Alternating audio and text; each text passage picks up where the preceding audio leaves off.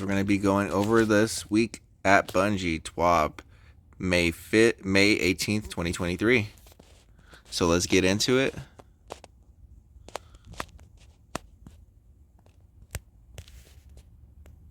Okay. This week at Bungie, May 18th, 2023. This week at Bungie, we are saying goodbye to the Season of Defiance and welcoming Season of the Deep. In other words, it's the last week of the season and we have tons of new content dropping in less than 5 days. So let's start on the right foot and recalling what we've talked about last week, shall we? You guys can read through that if you didn't watch the last week TWAB thing. And now, what's on the menu for today? An overview for all major changes coming with Season 21. The first look at the 3 new strand aspects, an in-depth preview of seasonal artifacts, an update to how enemy shields look, a note from the engineering team, updated standings of Guardian Games Guardians Cup, introducing Asians at Bungie, the new Twitch bounty emblem. Okay. Alright, TLDR, list of the Season 21 changes. Economy updates, for whole exotic focusing, you can decrypt focus exotic engrams with tier 1, tier 2 options. Weapon deep craft activation, there's a new currency called Deep Sight Harmonizer. Changes to crafting costs, legendary shards are no longer required. Weapon sandbox tuning, different things, higher FOV for fusion rifles, hand cannons and stuff, special ones. Abilities tuning, for abilities, best you can do is read the article. Lots of buffs for supers on PvE, more fragment slots, several aspects, improved melees for strand, as well as lower cooldowns for grapple, a few buffs to stasis, and along with very long etc. Exotic armor tuning, same story as with abilities. We have an in-depth article, same stuff, guys. Quality of life improvements. New Vanguard bounties, finest matter wave and rainmaker can now be consumed and associated with material. Good boy protocol coming back to the tower. Certain triumphs now boost raid exotic drop rate for Last Wish, Deep Stone Crypt, Valve Disciple, Volta Glass, King's Fall are now radioactive. Crucible updates. Flawless pool is being replaced by a new practice pool and challenge pool. There's a new trials quest for new players.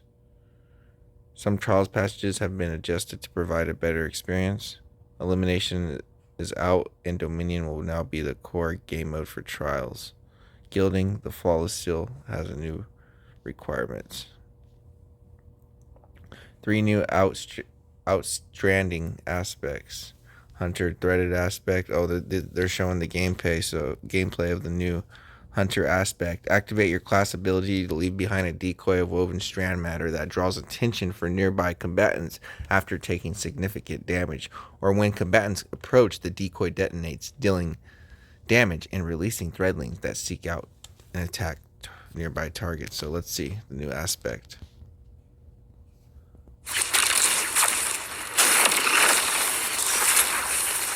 Oh, that's sick. It makes a clone. That's so sick.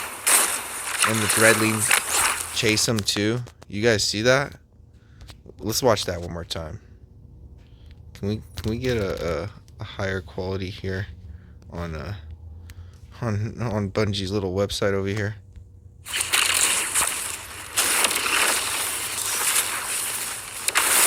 Yeah, that might be kind of OP, but the detonation's kind of slow.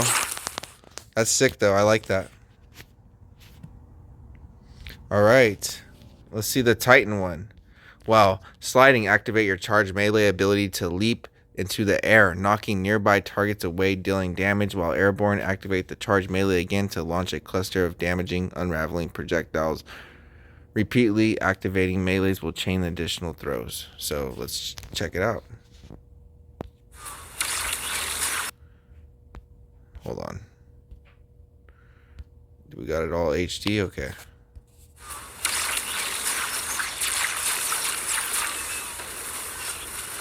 Okay, that's the new aspect, huh? That's pretty cool. Just like a projectile type thing. Oops, I went too far back. Kind of tight. Reminds me of kind of like a JoJo's Bizarre ability. Okay, we got the Warlock Wanderer. So the last one was called the Fletchlet storm, so it kind of makes sense with the name and stuff. The Wanderer. Tangles you throw attach to enemies and detonate into a spinning burst. Threadling final blows create a tangle. So let's see. I think the Hunter has the best one so far in my opinion. Okay. Tangles you throw. This is the ability. Oh, I see. And it's going to suspend everybody. That's pretty good, I guess. Not as OP as the Hunters. Hunters definitely have the best ability hit there, guys. But yeah, those are your abilities for that today. Refundable artifact is almost here. Column 1, you guys can read through that if you have to. Pause it if you need to. I'm not going to read through all of it because I'm not a crazy mod guy, but there you guys go. There's your mods that are going to be coming in the columns, I guess. Okay. Updates to elemental shields. These are now how elemental shields will work. What are they going to do? Let's just watch it. Okay. What is he going to do?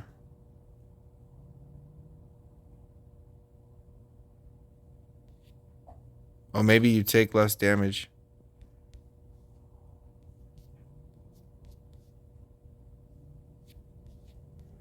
Let's see. Oh, they're putting new shields on the characters. So those were the old shields, looks like, and these are going to be like the new looking shields. That's pretty cool. Oh, and they'll come off actually every once in a while, looks like. That's what it looks like from here. Given the majority of these shields have been in service since 2017, the number of command shields have become more difficult to maintain. We significantly expanded the number of enemies combatants in the game to address the challenge. We made a large backend to the shield system that will be easier to maintain to improve upon. Which brings us to our next point, accessibility. When we decided to overhaul the system, we took opportunity to create visuals that are more accessible for colorblind players and players that are visually impairments, as such as minimize visual information that is not relevant to gameplay in favor of bringing to the foreground of more combat relevant details. This primarily takes more clearly surfacing, blah blah blah. The final detail we'd like to take note is that immunity shields, white shields, shields for specific bosses encounters will not be receiving this update due to their slightly more complicated nature. We're avoiding making any broad changes which could unintentionally impact the encounter mechanics and designs. Okay, that's good. Stabilizing. We know as the engineer team, we work hard to prepare for Lightfall. We embarked on a large technical upgrade to improve Destiny 2 servers and the hardware. This work include updating our servers to use new technologies as well as preparing for hardware upgrades. In the long run, this investment is in the back end of Destiny 2 should be the lead and more stable and reliable experience for all players, and fast recovery in instances where services downtimes do occur. And the launch of Lightfall was a great example for this, with high stability and uptime for both launch day and the Root of Nightmares world's first raid. However, as million players have interacted with these servers, some have discovered issues. Tuesday updates stage that are on our servers. Upgrades our backbend services to the new version means that Tuesday patch we will take the brief amount of downtime before letting players back in the game. However, new libraries of code will be discovered cases where background update has put servicers in a bad state, forcing Destiny 2 offline. So what are we going to do about this? We're having the team focus on making corrections to our new service and safely perform background updates again. However, while we do work, we also want to make sure Destiny 2 experiences as predictable as possible. Therefore, starting with the Season of the Deep's launch 7.1.0, we are moving as a scheduled downtime model where we bring down Destiny 2 offline for expected 1.5 hours on our update days. This will allow us to do our staging rollout in the same day, should make the experience more stable and reliable.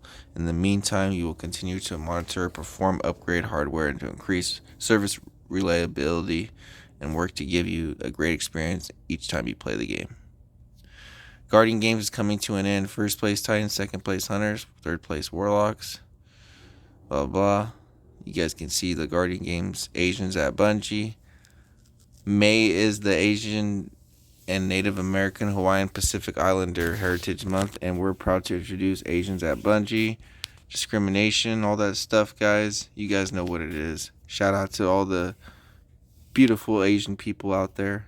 And after many rounds of discussing creative directions, revising designs, and generous support from the eternal inclusion of diversity and equality, consumer products teams, they're ready to debut the Stand with Asians. So there you guys go. There's a new pin that they're gonna bring out. Oh, coming with a new emblem. What is this emblem called?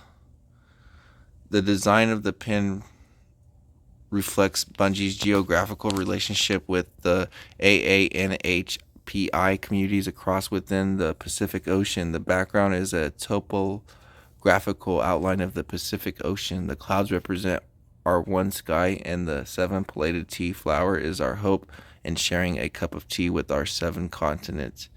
And because Bungie for a month of May proceeds with Stand with Asians pin, will go with the International Community with Health Services, a nonprofit healthcare organization based in Seattle that welcomes people of all backgrounds in need of care. Celebrating the 50th anniversary, the ICHS was formed in 1973 by a young Asian American activist who disrupted systematic racism and denied health at the Asian immigrant communities. Today, ICHS remains deeply rooted in Asian Pacific Islander community and continues to serve the immigrant, refugee patients in 70 languages. They have been leading voice of challenging anti-Asian and hate and championing health equality in communities of color. So there you guys go. We will invite you to stand with the communities by purchasing the Stand with Asians pin. It comes with the Harmonic Waves emblem at the Bungie store and the EU Bungie store. Orders will open on May 23rd. The Harmonic Waves emblem will also be available without the pin purchase starting May 23rd directly through the Bungie Foundation for $10 donation. All donations received will support the ICHS. So that is how you get the new emblem. So here's another new emblem. A new emblem for gifting Twitch subs, guys. Emblems don't love emblems because we have a new one for you. Well, not only for you, but for everyone that takes part in the Twitch subscription bounty on their favorite content creators channel. Say hola, bueno dias, hello, good morning to the pulsar approaching emblem. Oh, that's pretty sick. So how do you get that? If you don't know how that works, or if you want to have one of your Twitch channel, we got you covered. Just head to our Destiny 2 Twitch extension in the article here. Those who have completed the Twitch sub bounty can collect their new Pulsar approaching emblem from Rahul at the tower starting May 28th at 9 PST. I think I already talked about how to get it, so right here. Emblems don't you love emblems? Because we do. We have a new one, blah blah blah, for everyone that takes part in the Twitch subscription bounty on their favorite content creators. Okay, yeah, you have to do a Twitch subscription bounty. Patch notes, guys, some bugs if you guys need to look through that. Last chance Bungie rewards, known issues going on. Movie of the week, artist of the week. Oh, bro, is that a Yu-Gi-Oh card? Oh, they just took me to Twitter. Looks like a Yu-Gi-Oh card. That's gonna do it though, guys. Pretty much, we're at the end. Yeah, artist of the week. Ooh, that's sick. A butterfly. Oh, that fool's smoking. I don't know, bro. Fool's taking a hit of the you know what. 420, baby. No, I was joking. All right, less than a week before Season of the Deep. Don't forget to finish those seasonal challenges. You might have pending, maybe even unlock more ornament for a ritual weapon for the Traxiposis role that we're getting my Volt in order, and I'll be doing through though I might need some help for the last thing because I promised myself I would go under 450 items. Hasta luego, BR1. I don't know what that means. Alright guys, thank you all for watching. That was This Week at Bungie, May 18th, 2023. Have a wonderful day, and I'll see you guys in the next video. Peace out.